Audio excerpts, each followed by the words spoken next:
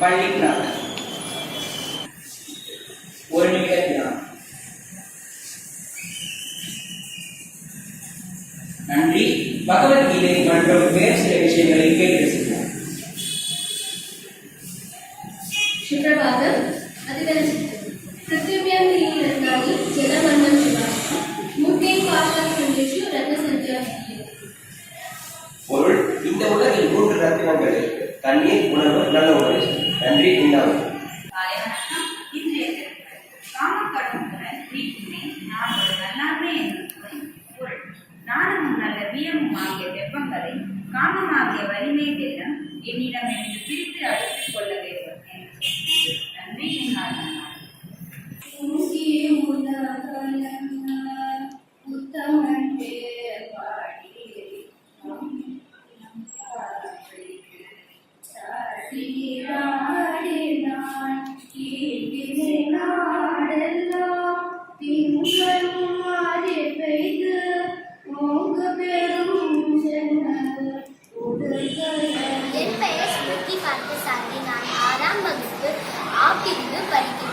பாஷா சங்கத்தின் ஒரு அங்கமாக நாம் ஒவ்வொரு நாளும் ஒவ்வொரு மொழியை கற்கின்றோம். இன்று நாம் தமிழ் மொழியை கற்கப் போகிறோம். இதை பற்றி 2 மாணவர்கள் கூற போகிறார்கள். வணக்கம். நாம் தமிழை கற்போம். English we call hello. தமிழில் வணக்கம். We ask what is your name? தமிழில் உன் பெயர் என்ன? For reply he said my name is Lakshmi. தமிழில் என் பெயர் லட்சுமி என்று சொல்வோம். English we ask how are you? தமிழில் நீ எப்படி இருக்கிறாய் என்று கேட்போம். English we reply I am fine. தமிழில் நான் நலமாக இருக்கிறேன் என்று சொல்வோம். வணக்கம். வணக்கம். உன் பெயர் என்ன? உன் பெயர் என்ன? என் பெயர் லட்சுமி. என் பெயர் லட்சுமி. நீ எப்படி இருக்கிறாய்? நீ எப்படி இருக்கிறாய்? நான் நலமாக இருக்கிறேன். நான் நலமாக இருக்கிறேன். வணக்கம். வணக்கம். உன் பெயர் என்ன? உன் பெயர் என்ன? என் பெயர் லட்சுமி. என் பெயர் லட்சுமி. நீ எப்படி இருக்கிறாய்? நீ எப்படி இருக்கிறாய்? நான் நலமாக இருக்கிறேன்.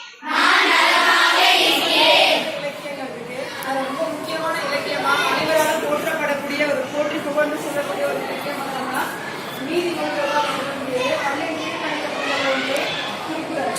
திருக்குறளை பற்றி அப்படின்னு நம்ம தெரிஞ்சுக்கோம். திருக்குறள் வந்து நீதிமன்றங்கள் உண்டு. அதை இயற்றியவர் யார்? 1ஆம் வகுப்பு 5ஆம் வகுப்பு இந்த திருக்குறள் படிச்சுக்கோங்க. திருக்குறளை பற்றி உங்களுக்கு என்னென்ன விஷயங்கள் தெரிஞ்சிருக்கோ அதை நீங்கள் பகிர்ந்து. திருக்குறளை இயற்றியவர் எத்தனை பிரிவா பிரிக்கப்பட்டிருக்கு?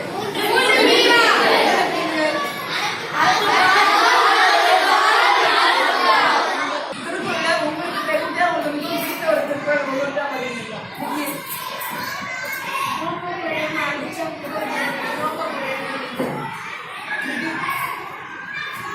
ஒழுக்கம் விருப்பம் தருவான் ஒழுக்கம் முறையிலும் கோபப்படும். தலைமை எனப்படுவது யாதெனில் யாதும் திறமையை தூண்டுகிறான்.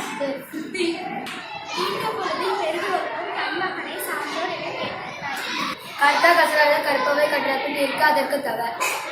பிறவி பெருங்கடல் நீந்துவர் நீந்தார் இறைவன் அடி சேராதார். அகற்ற முகலை எரித்தெல்லாம் ஆதி பகவன் உடந்தே உள்ளது. உலகாக இன்னாத புகழ் கனி இன்ப காய் கவர்ந்தற்று. சொல்லிட சொல்லி பயனுடைய சொல்லற்க சொல்லில் பயன் அச்சொல்.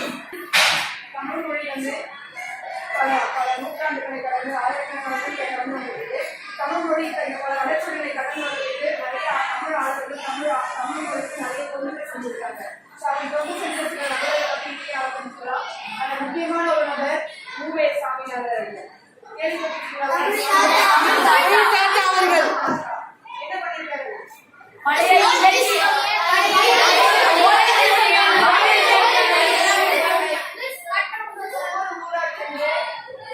ஒவ்வொரு ஊரா தேடி போயிட்டு அந்த ஊர்களில் இருந்த ஓலைச்சுவடிகளை தேடி கண்டுபிடிச்சு ஓலைச்சுவடிகளை கேட்ட உடனே அதை கொடுக்கவே மாட்டாங்க.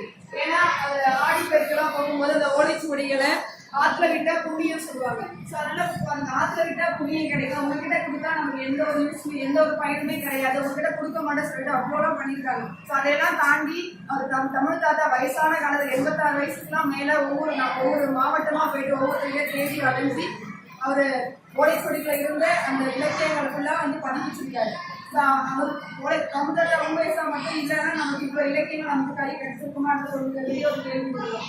அதுக்கப்புறம் தமிழ் மொழியை சார்ந்த மற்ற தமிழ் மொழி தாய்மொழியாக இல்லாத பிற நாட்டவர்கள் தமிழ் மொழிக்கு நிறைய கொண்டு செஞ்சிருக்காங்க. அதில் ஒரு முக்கியமான உறவர் தான் வீரமாமுனிவர், ஜிஓ, காடுகள். தமிழ் மொழி மிக தொன்மையான மொழிங்கிறத உலகிலே எடுத்துக்காட்டி ஒரு மிகப்பெரிய